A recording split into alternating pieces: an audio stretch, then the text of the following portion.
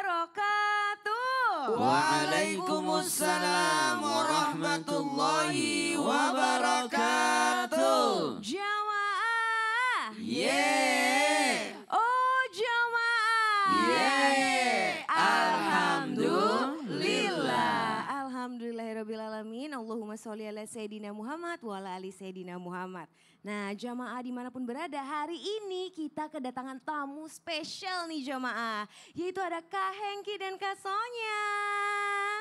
Masya Allah. Nah sebelum itu akan ada video profil dulu tentang mereka. Ini dia Kak Hengki dan Kak Sonya.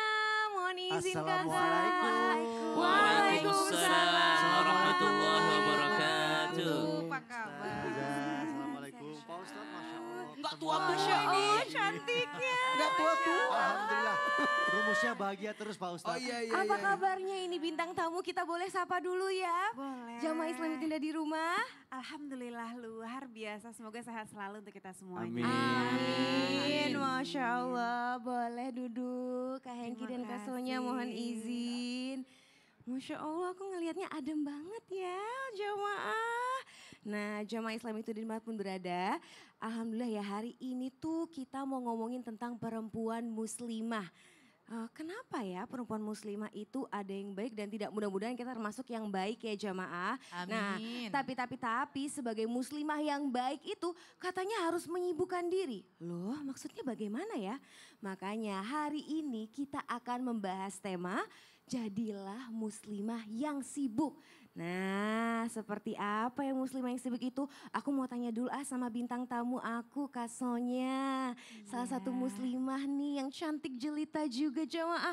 Boleh dilihat Kak Sonya kalau misalnya wanita muslimah yang sibuk itu kira-kira seperti apa Kak? Jadi muslimah yang sibuk itu ada bidangnya masing-masing ya. Terkadang ada yang sebagai ibu rumah tangga sibuknya itu luar biasa. Masya Allah. Dianggapnya mudah padahal itu luar biasa sekali. Lahir batin capek Iya, rasanya begitu ya benar. Dikiranya kan Oh jadi kamu capek saya? Oh Masya Allah. Perlu dicarikan temen nggak ya? Loh Kak kok gimana Kak? Aku gak setuju lah Kak kalau ada temennya gitu. Loh, kita harus berteman dengan siapapun. Jangan salah paham. Maksudnya gimana? Asisten di rumah Harus itu kan ada juga namanya teman rumah ya. tangga maksudnya. Itu maksudnya. Asisten di rumah itu kan juga Kan teman. hidup itu harus bersosialisasi. Betul. Oh begitu, setuju kalau begitu Kak. Betul. Terus sibuk-sibuk perempuan lain ada yang kantoran, Iya. itu juga pasti ada hal-hal yang luar Struggle-nya biasa, sendiri ada ya. struggle-nya, ada perjuangannya masing-masing. Masya Allah, terima kasih banyak Kak Sama-sama, Sonya. Kak. Masya Allah, seru ya kita ngobrol sama muslimah-muslimah dimanapun berada. Nah sekarang Saskia mau tanya sama Ustadz Syam nih. Siap. Mohon izin Ustadz Syam. Siap Saski. Saskia mau tanya nih Ustadz Syam. Ya. Misalnya nih ya, ada wanita yang baru hijrah terus ikutan kajian-kajian. Kan Oh lagi ini banyak ya. sibuknya nih sibuk kajian. Iya Wah. betul, misalnya minggu ini kajian A, minggu depan kajian B, minggu depannya lagi kajian C. Pokoknya udah full itu terus. Bukannya harian ya bukan mingguan lagi ya. Nah ada juga sih yang harian. Nah tapi Ustadz, kalau misalnya orang itu melihatnya hanya sebatas ikut tren. Namun kita itu kan sebagai wanita harus sibuk gitu Ustadz. Memperdalam ilmu agama, belajar banyak hal. Kan dari kajian kita juga bisa belajar banyak hal. Nah itu bagaimana ya Ustadz menyikapinya? Mohon izin tausiahnya Ustadz Syam. Siap, terima kasih Saski, Tabe Guru Ustadz Maulana Bunda Tuti, bintang tamu kita Hengki Kurniawan, Sonya Fatmala dan seluruh jamaah yang dimuliakan Allah Subhanahu wa taala. Al-Qur'an surah Al-Anbiya ayat 7. أعوذ بالله من الشيطان الرجيم الله وما أرسلنا قبلك إلا رجالا نوحي إليهم فاسألوا أهل الذكر إن كنتم لا تعلمون.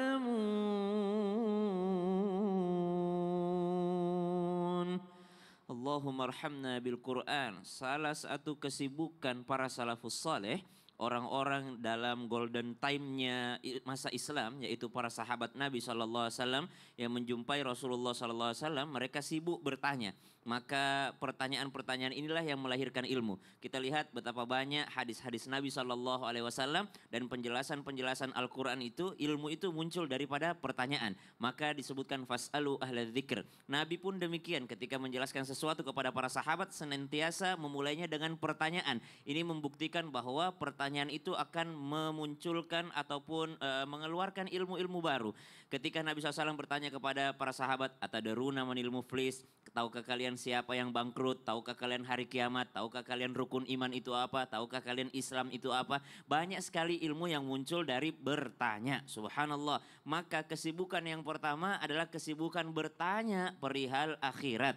Banyak orang yang sibuk bertanya perihal dunia tapi lupa bertanya perihal akhirat. Nanti subhanallah mepet Ramadan baru nanya, ini gimana cara ganti puasa saya 2 tahun yang lalu?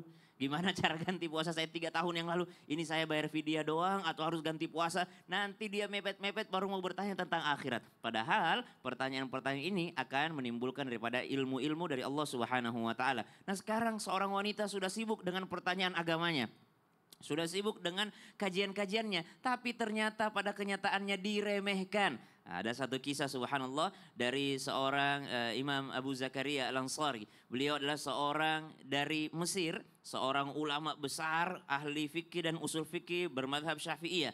Beliau ketika pertama kali masuk ke Al-Azhar, Universitas Al-Azhar, semua mencemoohnya subhanallah dengan mengatakan, "Widih, udah datang nih Syekhul Islam." Syekhul Islam itu julukan untuk seorang yang sangat alim, seorang yang sangat ulama, seorang yang sangat tinggi ilmunya. Pas datang langsung diejek. Samalah kayak misalnya ada perempuan yang baru hijrah langsung dikatain, "Widih, ustazah datang nih. Widih, si Iano muncul nih. Widih, orang alim datang." Subhanallah. Imam Abu Zakaria Al-Ansari itu dikatakan, "Ini orang nih subhanallah, Syekhul Islam datang." Tiba-tiba apa yang dikatakan? Langsung dia mengatakan, "Ya Allah ya Rabb, saya tidak akan keluar daripada Al-Azhar ini sebelum saya mewujudkan ejekan mereka atau saya mati di sini." Subhanallah. Jadi ejekannya jadi motivasi. Sehingga sekarang kitab-kitabnya pun sampai di Indonesia, ilmu-ilmunya sampai kita pelajari dan itu yang membantu kita dalam ibadah kita kepada Allah Subhanahu wa taala. Jadi kalau diejekin sok suci, amin, sok alim, mudah-mudahan beneran alim. Beneran suci, beneran alim gitu ya Ustaz ya. dong. Masya Allah. Terima kasih banyak Sama-sama, Ustaz Saski. Syam. Jadi nih ya jamaah dimanapun berada, kalau misalnya ada yang julid-julid padahal kita sedang melakukan kebenaran gitu ya. Gak apa-apa, jalanin aja terus aja, tapi dengan satu syarat, itu benar dari hati, ikhlas dan memang pada jalan Allah Subhanahu wa taala. Amin, amin ya rabbal alamin. Nah, setelah ini sepertinya aku mau ajak bintang tamu kita untuk ke depan nih. Kak Sonya boleh ditemani, Kak Hengki juga boleh Begitu kalau mau saya temenin ya, ditemenin. boleh. Boleh, Ada yang mau ditanya sama Ustadz Maulana nih kayaknya Iya. Ustadz, mohon Apa izin. sih itu? Apa? Pak Ustadz. Iya. Oh Pak Ustadz. Iya. Kalau Iya. lihat Sonia ingat si kecil itu yang cewek mirip banget. Syakila. Sakila, ya Pak Sakila. Itu Ustadz. kebetulan adik saya Pak Ustadz. Oh gitu. Iya. Percaya kok, itu Oh, percaya, iya. percaya. Percaya kita. Iya Pak Ustadz, ini tadi Iya. seperti yang Ustadz Syam sempat sampaikan adalah bahwa perempuan itu harus sibuk, harus mencari value sebagai seorang perempuan. Kalau enggak bervalue zaman sekarang ini apalagi di era sosial media banyak yang menganggap remeh wanita ataupun seorang perempuan karena mungkin dianggap tidak mengerti agama atau tidak berilmu dan lain Bagus. sebagainya. Itu seperti apa Pak Ustadz? Terus value-value-nya tuh apa aja sih yang harus kita tepuk tangan dong. harus kita kembangkan gitu. Gimana sosok suami mendengarkan seorang istri yang sosok yang senantiasa mau menaikkan dirinya. Iya, Masya Allah. Makin aku Iya. cinta. Aduh, Masya Allah. Terima kasih banyak pertanyaan Kak Sonya. Mohon izin Ustadz Maulana boleh dijawab ya. Silakan duduk. Oh iya Kakak. Izin Bunda Tuti dan Ustaz Sam. Bismillahirrahmanirrahim. Allahumma salli ala Sayyidina Muhammad wa ala ali Sayyidina Muhammad. Singkat saja, apa yang harus disiapkan? Bagaimana sosok wanita itu berada di 4 sisi. Sebagai anak, sebagai saudara, sebagai istri, dan sebagai seorang ibu. Sebagai seorang anak, harusnya seorang anak itu, anak perempuannya, memicu dirinya untuk mempercantik. Lah, kata Nabi, nikahkan anak laki-lakimu, percantik anak perempuanmu. Kenapa? Sosok anak perempuan itu memang fitrahnya cantik. Cantik. Tapi cantik belum cukup. Harus dinaikkan levelnya. Cantiknya bukan saja di fisik, tapi cantiknya di hati, akhlaknya, kesolehannya. Kemudian yang kedua, ketika dia menjadi seorang saudara, saudara yang peduli. Kepedulian ini muncul karena sosok wanita itu pun dibutuhkan di masyarakat. Seorang wanita dibutuhkan bentuk kasih sayangnya. Makanya banyak guru TK itu perempuan. Iya. Bidan, perawat dan sebagainya. Memang ada cocok, perias dan sebagainya. Memang cocok bagi wanita. Dan ada juga wanita karir. Kemudian yang ketiga, menjadi seorang istri. Istri yang soleha. Istri yang berguna. Istri yang mendampingi seorang suami untuk menutupi kekurangannya suami dalam hal apa? Karena sosok suami butuh pendamping. Dan yang keempat, jikalau menjadi seorang ibu, menjadilah ibu yang penyayang. Masya Allah. Karena kadang-kala bukan hanya ibu buat anaknya, tapi ibu untuk semua masyarakat. Masya Karena Allah. suaminya adalah seorang pemimpin. Oh iya betul-betul. Terima kasih banyak Iya, Ustadz Maulana. siap. Masya Allah sekali ya, wanita muslimah walaupun sibuk segala macam gitu ya, tetap harus jadi sosok yang penyayang. Nah, jamaah Islam Tindak dimanapun berada, jangan kemana-mana ya, karena setelah yang satu ini kita akan kembali lagi masih di tema kita, jadilah muslimah yang sibuk. Jadi tetap di Islam itu Indah, jamaah, alhamdulillah.